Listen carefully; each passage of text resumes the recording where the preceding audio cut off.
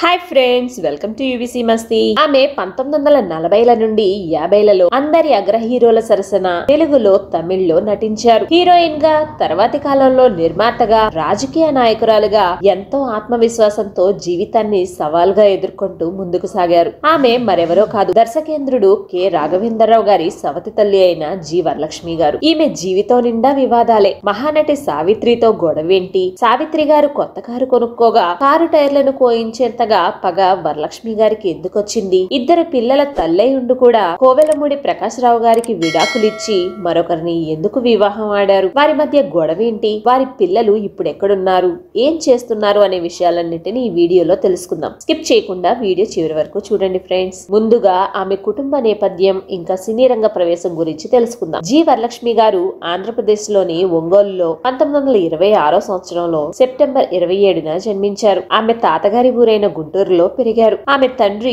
GS Naidu గారు మల్లయుద్ధ యోధుడు. ఆయన కోడి రామూర్తి గారికి కుడి భుజం కూడా. వరలక్ష్మి గారి తండ్రి గారు ఆయుర్వేద వైద్యం కూడా చేస్తూ ఉండేవారు. ఆయనకు ముగ్గురు ఆడపిల్లలు, ముగ్గురు మగపిల్లలు. ఆడపిల్లల్లో వరలక్ష్మి రెండవ వారు. చిన్నప్పటి నుండి వరలక్ష్మి గారికి పాటలన్నా, సినిమాలన్నా చాలా ఇష్టం. ఆమె చిన్నప్పటి నుండి ఎక్కువగా స్టంట్ సినిమాలను ఇష్టపడేవారు. తల్లిదండ్రుల మధ్య విభేదాలు రావడం, ఎప్పుడూ గొడవలు జరగడంతో వారి తండ్రి గారు కుటుంబాన్ని వదిలి దూరంగా వెళ్లిపోయారు. 5గురి పిల్లల బాధ్యత వరలక్ష్మి గారి అమ్మగారి మీదే పడింది. ఆర్థిక పరిస్థితుల కారణంగా జి. వరలక్ష్మి గారు 11 ఏళ్లకే స్టేజ్ మీద నాటకాల్లో నటించడం జరిగింది. ఆమె చిన్నప్పటి నుండి కూడా మగరాయిడ్లా పెరిగారు. ఎక్కువగా అబ్బాయిలే స్నేహితులుగా ఉండేవారు. ఆమెకు ఆత్మవిశ్వాసం కూడా చాలా ఎక్కువే. తన కుటుంబ సమస్యలను క్లుప్తంగా వివరించి విజయవాడలోని తుంగల చలపతి గారి దగ్గర నాటక ట్రూప్ లో జాయిన్ అయ్యారు. సక్కుబాయి, రంగూన్ రౌడీ వంటి నాటకాలతో ఆమెకు ఎంతో మంచి పేరొచ్చింది. ఆమె నటనతో పాటు పాటలు కూడా బాగా పాడేవారు.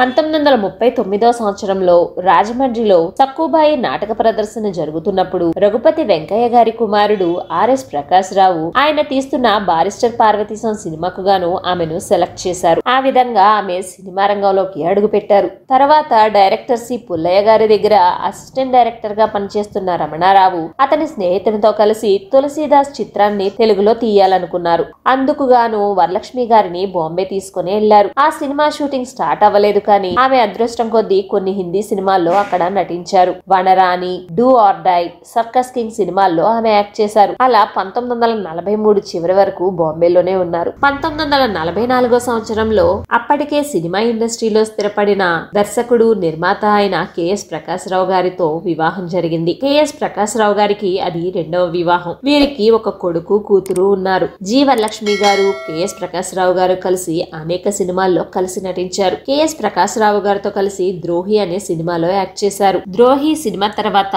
కులగోత్రాలు, కన్నతల్లి, దక్షయజ్ఞం, భక్త ప్రహ్లాదుడు, విద్యారాణి, మాయారంభ, మొదటి రాత్రి, స్వప్న సుందరి, పెళ్లి చేసి చూడు, పసుపు కుంకుమ, కలిమిలేములు ఇలా అనేక సినిమాల్లో ఆమె నటించారు. జనరల్ గా సినీ ఇండస్ట్రీలో మగవారి డామినేషనే ఉంటుందని అనుకుంటారు అందరూ. కానీ ఇండస్ట్రీలో వరలక్ష్మి గారి డామినేషన్ మామూలుగా ఉండేది కాదు. ఈమెకు పొగరని కొందరు, తలదురుస్తనం అని కొందరు అంటూ ఉండేవారు. అనవసర విషయాల్లో తలదూర్చి మరీ గొడవలు పెట్టుకునేవారు వరలక్ష్మి. కొన్నిసార్లు కొంతమంది ఆర్టిస్టులపై చేయి కూడా చేసుకున్న సంఘటనలు కూడా ఉన్నాయి. ద్రోహి సినిమా షూటింగ్ సమయంలో ఓ సందర్భంలో ఆమె ఆ కంపెనీ మేనేజింగ్ డైరెక్టర్ భార్యగా ఉంది కాబట్టి తన ఆధిపత్యాన్ని ఆ సినిమాలో నటిస్తున్న లక్ష్మీరాజ్యంపై చూపించింది. అదెలా అంటే ఆమెను చెప్పుతో దారుణంగా కొట్టినట్లు అప్పట్లో పలు వార్తలు వచ్చాయి. ఇంకోసారి సావిత్రి గారితో జ్యోతి సినిమాలో కలిసి నటిస్తున్నప్పుడు పెద్ద గొడవే జరిగింది. వరలక్ష్మి గారి మనిషి ఒకరు వెనుక నుండి వరలక్ష్మి గారు అనుకొని నటి సావిత్రి గారిని భుజంపై చేయి వేసి ఇంకంతసేపు షూటింగ్ వెళ్దాం పదా అన్నారట. వెంటనే సావిత్రి గారు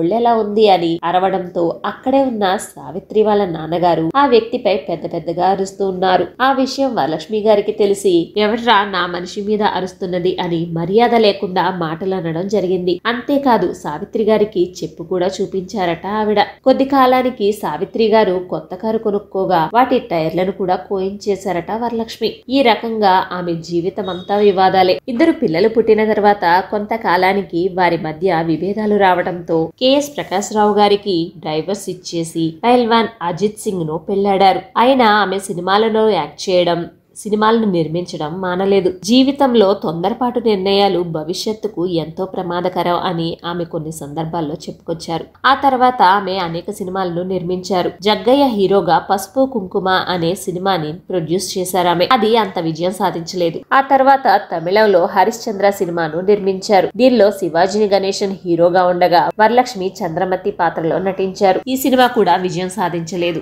తర్వాత కొంతకాలానికి 1968 సంవత్సరంలో మూగజీవులు అనే సినిమాను ప్రొడ్యూస్ చేశారు. అందులో తన కొడుకు కెఎస్ ప్రకాశరావు కెమెరామెన్ గా వర్క్ చేయగా ఆమె అక్క కూతురైన ప్రసన్నలక్ష్మి హీరోయిన్ గా పరిచయం అయింది. అయితే ఈ సినిమా కూడా హిట్ కాలేదు. కానీ వరలక్ష్మి గారికి ఉత్తమ దర్శకురాలుగా నంది అవార్డు వచ్చింది. మహిళా దర్శకుల్లో తొలిసారి ఈ గౌరవం ఈమెకే దక్కింది. ఆమె చివర్లో ఆమె జీవిత కథని సినిమాని తీద్దామనుకున్నారు. కానీ అదే టైంలో ఆమె కొడుకైన ప్రకాష్ గారు అకాల మరణం చెందారు.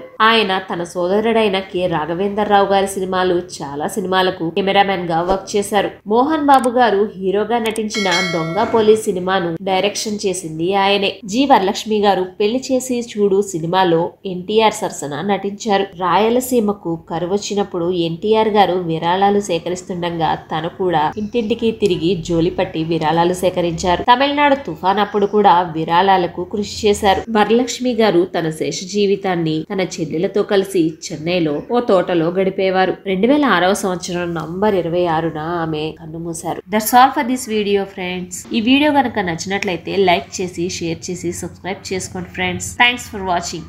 జై హింద్.